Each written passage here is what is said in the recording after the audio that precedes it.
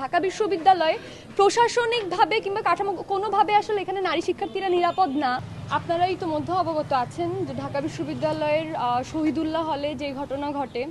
সেখানে আমাদের ক্যাম্পাসের কয়েকজন সাবেক শিক্ষার্থীকে হল সংসদের যেই সমাজসেবা সম্পাদক সাজু মিয়া এবং তার সাথে উপস্থিত যে ক্রীড়া সম্পাদক সহ আরও কয়েকজন মিলে হেনস্থার ঘটনা ঘটে। সেখানে তাদেরকে একজন নারী উপস্থিত থাকার কারণে, তারা দুজন স্বামী স্ত্রী ঢাকা বিশ্ববিদ্যালয়েরই একজন সাবেক শিক্ষার্থী হওয়া সত্ত্বেও তাদেরকে নারী হওয়ার কারণে সেই হল থেকে বের হয়ে যেতে বলে।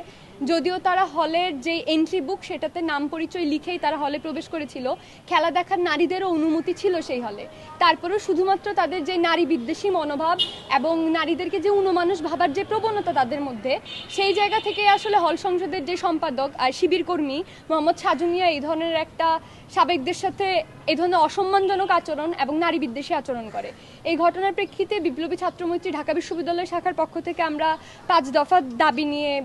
প্রক্টর স্যারের সাথে দেখা করি এবং তিনি আমাদেরকে আশ্বস্ত করেন যে একটি তদন্ত কমিটি গঠন করা হয়েছে এবং দ্রুততম সময়ের মধ্যে তারা এটা সুরাহা করার চেষ্টা করবেন।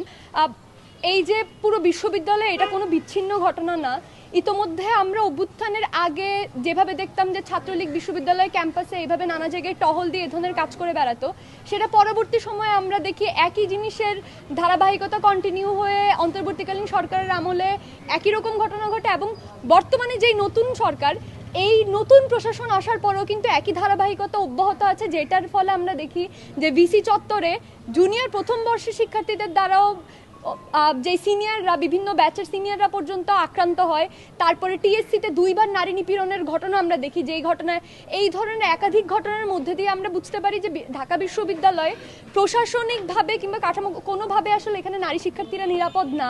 পাশাপাশি যেই মব লিঞ্চিংয়ের যেই ঘটনা, যেই ছাত্রলীগের যেই কায়দা ছিল বিশ্ববিদ্যালয়ে প্রথম বর্ষের শিক্ষার্থীরা ঘুরে ঘুরে এই ধরনের মোরাল পুলিশিং করা, মানুষজনের থেকে এই যে বহিরাগত পরিচয়